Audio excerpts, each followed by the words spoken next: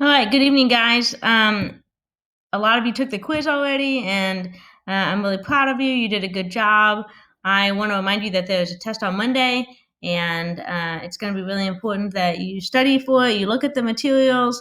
If you really feel like you have too much to look through, or you can't figure out what to look at, I would email me because I can condense it down to a couple of pages and some one sheeters, or tell you the stuff that's the most important to look at. I think it's going to be really important that you communicate with me if you're overwhelmed. If you feel like you don't exactly know what to look through, as far as notes are concerned.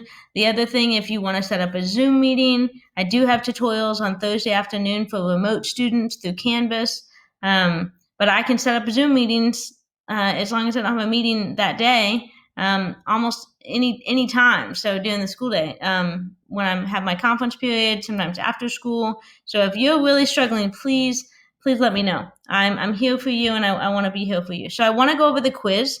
Some of the grades were great, and then some were not so great. This is a really hard unit, and we went over it really quickly. I have it in paper copy, and I have it online, so hopefully you can see the online version. But I may look down at my paper copy, just for my own reference point. But the first one says, which process requires cellular energy? Energy is needed for active transport. So question one was active transport. That's kind of one of the main parts of the definition, is just the difference between active and passive transport is that active needs energy and passive does not. Question two, a single-celled organism is represented in the diagram shown below. Exocytosis is indicated by the arrow. Which substance is the source of energy needed to perform the process of exocytosis?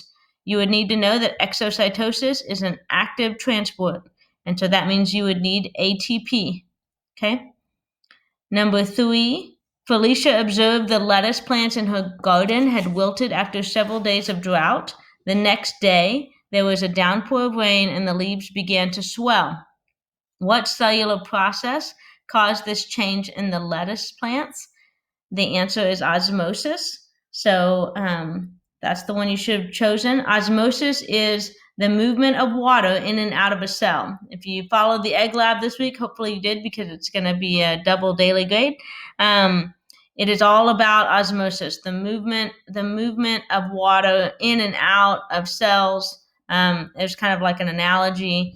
Plants tend to want to be swelled because they need structure. Plants need structure, so it's really important that plants like to have a lot of water in their system. So that's really important. Okay, if they don't have enough, they start to get really small, so they don't have a lot of surface area, so they don't have to feed as much. They kind of get scared. It's called plasmolysis. But anyways, number three is osmosis. Number four, Mr. Chavez wants his class to prepare a procedure that will demonstrate passive transport. Which of the following procedures would best demonstrate cellular osmosis? Um, so again, osmosis is just water going in and out of a cell, but we're trying to find something that's an analogy. The one that is an analogy of that is C, I guess, a procedure that uses a cluster of grapes left overnight in a high concentration of salt water. So that's the best example when you're talking about a solute and a high concentration of solute in a solution, and a lower concentration. The water inside the cell wants to share itself with the thing that has the high solute. And I told my in-person students, when you think of solute, think of salt. That's a good example. You kind of think of you being in the sea and think of salt, because it's a good way to think about hypotonic, isotonic, and hypotonic.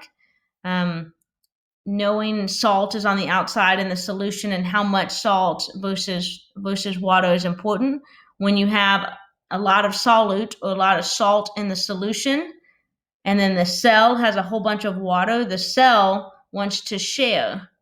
And so that's hypotonic. The cell wants to give the water, wherever it has more water, it wants to share with the other side. So when the cell gets smaller, it's hyper. because it's like it runs real fast. And when it gets larger, it's hypo. So let's say I had a whole lot of water and not a lot of salt outside the cell, and the cell's just normal. It's going to fill up with water because the water wants to share itself and get into the cell, and that's when you'll have hypo, which is like a hippo. So hopefully that helps a little bit. But question 4 is a procedure that uses a cluster of grapes left overnight in a high concentration of salt water. Number 5, diffusion and osmosis are both vital to cell function. Diffusion and osmosis are similar in that they are both types of passive transport processes. Neither one of them need energy. It's just moving something from a high concentration to a low concentration.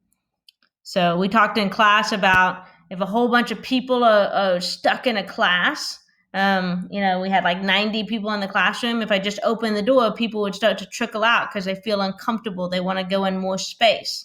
Well, it's kind of the same thing. It's going from high concentration gradient to low concentration gradient. Diffusion osmosis is trying to move itself to equalize, and it always goes from something that feels more stuffy or too many people to where there's more room. It can move around. So number 5 is passive transport processes. Number 6, Maggie places cells of Elodia, a freshwater plant, on a wet mount microscope slide. She uses a saltwater solution to prepare the slide. When she observes the cells under the microscope, what is she most likely to see? She's most likely to see that the cell membranes have pulled away from the cell wall and the cell appears to be shrunken. So kind of splitting this up a little bit, or kind of trying to figure out what we're looking at. Plants tend to react to things a little differently than animal cells. So she's got a freshwater plant, and she's going to put salt water around it. And so there's going to be a lot of salt around the cell. And so what's going to happen is that what's inside the cell is going to want to share it, the water inside the cell, because it's got a lot of solute on the outside, and it's going to shrink. I'm not really sure if that makes sense, but if you have questions about that one, please let me know. Okay. When they're talking about hypo, and isotonic, they're talking about the solution around it having those characteristics, but they're asking about the effect on the cell, which is where it gets confusing. This is a pretty confusing chapter or unit. So if it's not making sense, YouTube has a couple pretty good videos on it. If you need a link or if you want an idea, ask me or email me. The Amoeba Sisters is always a good resource for understanding kind of what we're going through in biology this year. Number 7, the fluid mosaic model of the cell membrane suggests that the membrane is primarily composed of proteins and lipids. Which of the following is a function of proteins in the cell membrane? And that is just to allow substances to cross the plasma membrane through the protein channels. That's what it does. It's allowing things to get through. So number 7 is D. Number 8, the diagram below represents a cell in water. Formulas of molecules that can move freely across the cell membrane by passive transport are also shown. So there's chemical formulas. Some molecules dissolved in the liquid environment inside the cell, and others are in the liquid environment outside the cell. Based on the distribution of molecules, what will most likely happen as time passes? The answer is going to be the concentration of O2 will increase inside the cell. And that's because there's a lot of O2 outside the cell, right here, and it's going to want to come inside the cell. That is probably the best answer. The concentration of CO2 will not decrease outside the cell because it's already decreased. The concentration of O2 will remain the same. Well, that's not true because they're not balanced. The concentration of O2 will increase inside the cell is the right answer. And then the last choice, the concentration of CO2 will remain the same inside the cell. Again, they're not balanced, so it wants to move to be in homeostasis. That's really important in the biological world, is everything trying to stay balanced. All right, number 9. Number 9, look at the cell membrane. The diagram illustrates that lipids and proteins are both parts of cell membranes. They have different functions because lipids work to hold the cell membrane together, and some proteins move chemicals across the cell membrane. So that's the best answer out of all the answers. Lipids do not move chemicals across the membranes. They allow chemicals to come through, but they don't move it actively. And then some of the other answers don't work because they don't make any sense to the unit. So the best answer is lipids work to hold the cell membrane together, and some proteins move chemicals across the cell membrane. That's the goal. That's what proteins do, kind of in the cell membrane. Okay, number 10. The organism below is eating a piece of food. Which statement below describes this process? Well, anything that's being taken in like that, where a vesicle is being made, is endocytosis. The food is moving against the concentration gradient. Because endocytosis is active transport, active needs energy because it's going from low concentration to high concentration. So it's going against the gradient or against the flow. Kind of think of fish swimming down a stream. Fish swimming downriver is passive because they don't need extra energy. All the fish are going to go downriver. They're going to go with the flow of the water. But if a fish tries to swim upstream, it's going to need some extra energy. Well, this is kind of the same thing. It's going from low concentration to higher concentration. So that's going upstream. And so it needs energy. And so that is active transport. So this specific example is C. Question 10 is C. This is an example of endocytosis. The food is moving against the concentration gradient. Okay. Number 11. An investigation was set up to model the movement of water through the membrane of red blood cell. You can still just think of it like a balloon, though. The lab setup and final results are shown in the diagram below. Based on the results, which statement correctly predicts what will happen to the red blood cells when they are placed in a beaker containing a saltwater solution that has a salt concentration much higher than that of the red blood cells? So if the outside solution, the salty solution, is much higher, that means that the red blood cells will lose water because it wants to give it away. It wants to give it away to the outside, and it's going to decrease in size. So it's hypotonic solution. Okay, so the best answer, but it's showing this is the final one, and this is a hypotonic solution. Number 12. The diagram below represents movement of large molecule across a membrane. Which process is represented by this diagram? Well, we have energy. ATP is energy, so that's important to know. So when you have ATP energy like that, it's going to be active transport because it shows ATP. If it did not show the ATP and it just showed the carrier protein turning it around, it would be passive. But since it shows that we need energy or ATP, it's active transport. Okay, now question 13. I'm not going to say this right, but infalliary is a type of amoeba that lives in soil, lakes, streams, and puddles. The amoebas are able to maintain homeostasis when they live in a hypotonic environment. When a person with a weakened immune system encounters water infected with infalliary, the amoeba can travel to a person's brain. After Hurricane Sandy, a student wondered if the amoeba could survive in a saltwater environment. Predict what will happen to infalliary when it is placed in a hypotonic solution. So this goes back to just the definition. There's a lot of words, but it still goes back to just the definition. So water would move out of the amoeba, causing the mass to decrease.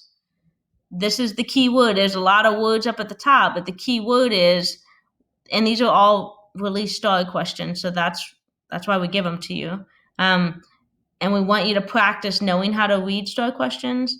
This one, they told you a whole bunch of stuff, but really the answer is what is a hypotonic environment, and that is that water would move out of the amoeba, causing the mass to decrease. Okay? All right.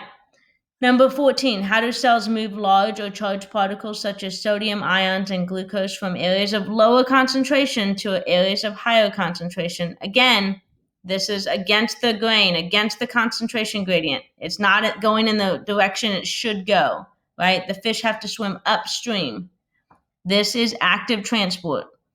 Also, if you looked at your answer choices, osmosis, diffusion, and facilitated diffusion are all part of passive transport, and active transport is something different. So we used to call them barfs and non-barfs, like which one of these doesn't belong. So sometimes if you're not sure what the answer is, look at the similarities and differences of the answer choices.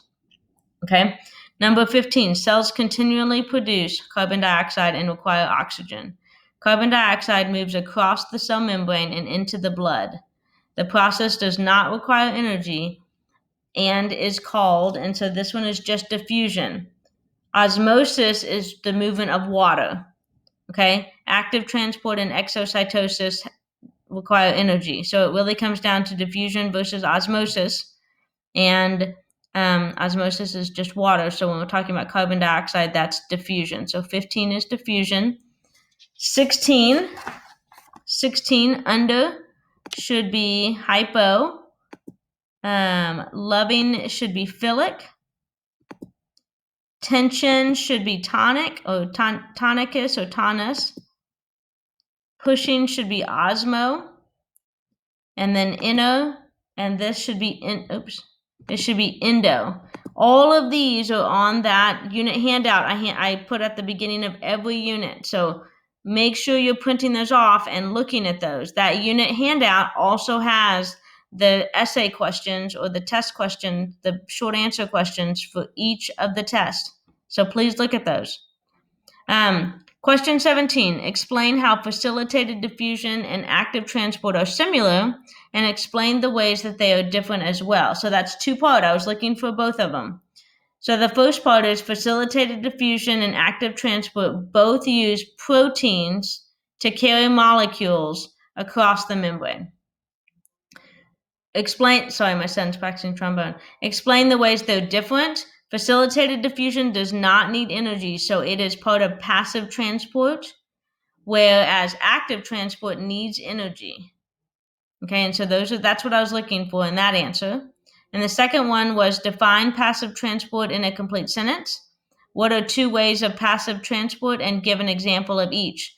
Students gave me a lot of answers, so I took a lot of different answers for this. First of all, defining passive transport is the movement of molecules from a high concentration gradient to a low concentration gradient, and it does not require energy. So that's the first thing. The second thing is that I was looking for things like osmosis, diffusion, facilitated diffusion for the two types of passive transport. And so examples that were given were a lot of people use the egg lab for the example. Some people used blood as an example, and they talked about how CO2 was going one way or the other, how water was going one way or the other. When we talked about diffusion, some people talked about tea, how tea diffuses in water. Osmosis, we talked about gummy bears and gummy worms when you put them in water and how they kind of swell. So those are some different examples. Hopefully that helps. Please know that usually parts of the test have other answers in other parts of the test. So these essay questions, a lot of the answers were up in the earlier part of the test. So if you had, a lot of times biology teachers say to go ahead and answer the essay questions first and then go back and answer the multiple choice questions, or at least read them first so you know what they're asking, because of the weight. The weight of the essay questions are 2.5, which is already a 75. So if you get those two right, then you've already passed the test. And then the others are just extra cherries on top. Hopefully that helped. If you need something, please let me know. You can reach me through email. You can reach me through my Google Voice number, 832-819-2773. You can text me on that number. It's also on my homepage. You can also email me through Canvas or through just my email address with school. I hope you'll have a great weekend, and I will talk to you later. Bye.